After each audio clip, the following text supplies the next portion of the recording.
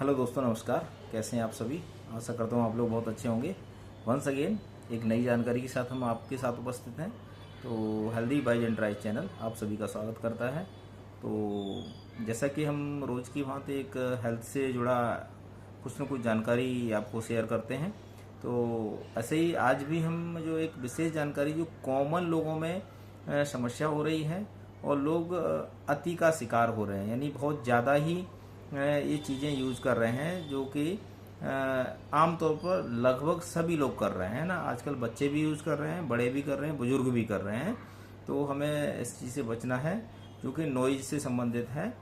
ठीक है, यानी जो हम लोग ईयर है ना फ़ोन का इस्तेमाल करते हैं, ईयरबड्स का इस्तेमाल करते हैं, उसके बारे में हम आज चर्चा करने वाले हैं। तो इससे हमारे स्वास्थ्य पर क्या विपरीत प्रभाव पड़ता है, ये हमें कितने समय तक यूज़ करना रिकमेंडेड है, कितनी वॉल्यूम हमारे लिए स्वास्थ्य के लिए ठीक रहता है, और इसका दुष्प्रभाव क्या है, हमारे स्वास्थ्य पर क्या विपरीत प्रभाव पड़ता है। तो ये सब जानकारी हम आप सबको देंगे, तो बने रहिए हमारे साथ वीडियो अंत तक, है ना।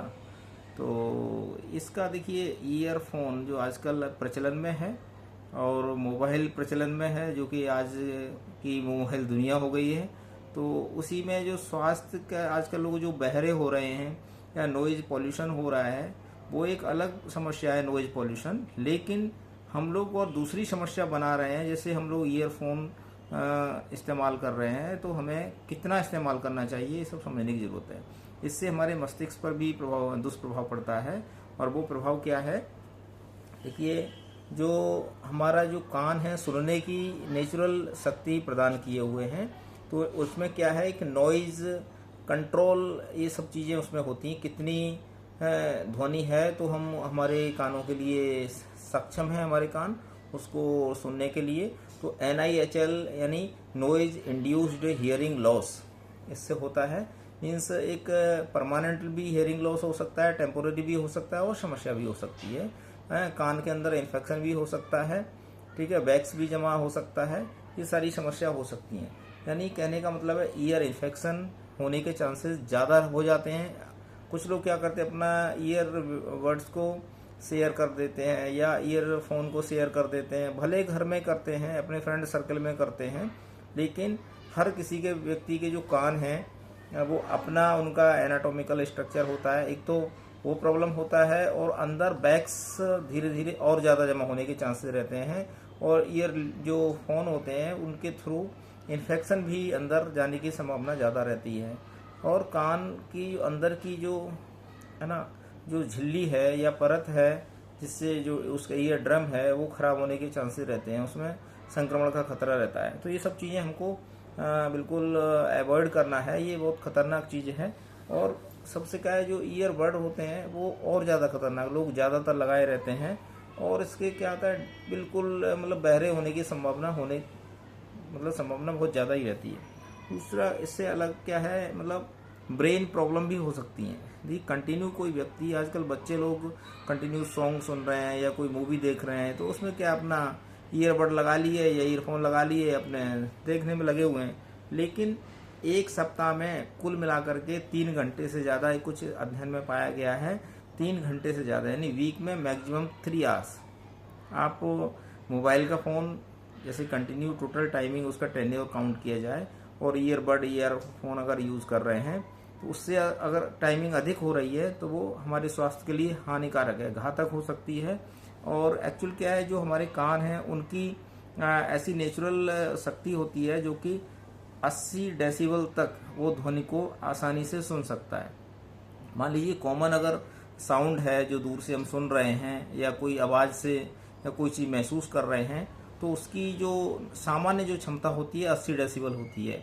मान लीजिए अगर 80 डेसिबल पर अगर कोई व्यक्ति मोबाइल यूज़ कर रहा है या सुनने की चीज़ें सुन रहा है या फिर ईयरबड्स का प्रयोग कर रहा है, तो मान लीजिए 40 घंटे के आसपास वो सुनने की क्षमता रख सकता है, अगर सामान्य क्षमता है उसकी तो, ठीक है।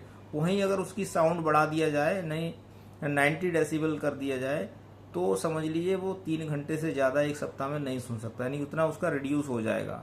तो हमें ये समझने की ज़रूरत है। दूसरा क्या है, ये डिवाइस से एक हैबिट भी होती है, इरिटेशन होता है, ठीक है।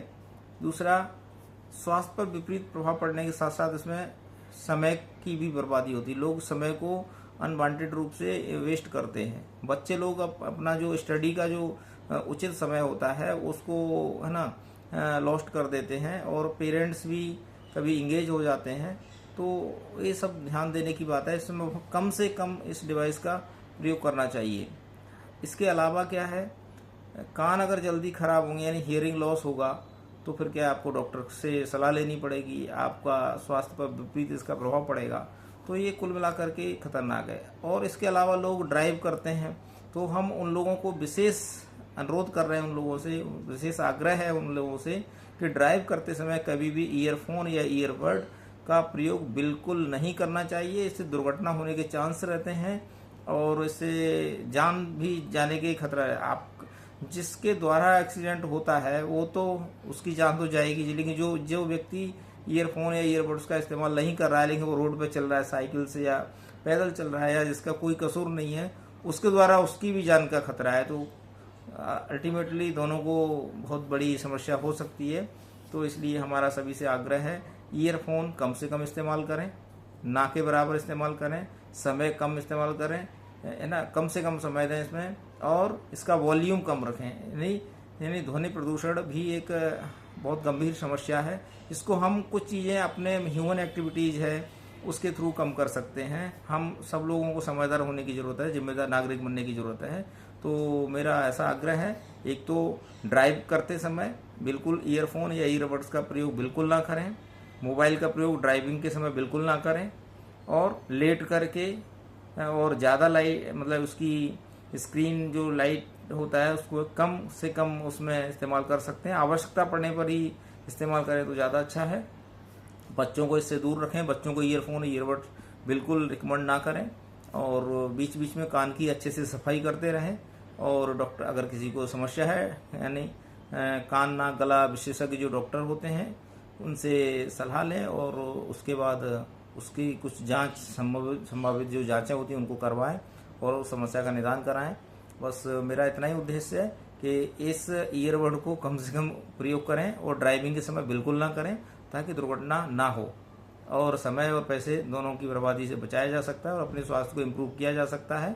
और हमारे ऐसे ही अच्छे जानकारी के लिए हमारे साथ हमारे चैनल के साथ जुड़े रहिए। Healthy buy and dry channel आप सभी का स्वागत करता है। वीडियो में अंत तक बने रहने के लिए आप सभी का बहुत बहुत शुक्रिया, धन्यवाद। बाय बाय, फिर मिलेंगे नई वीडियो के साथ।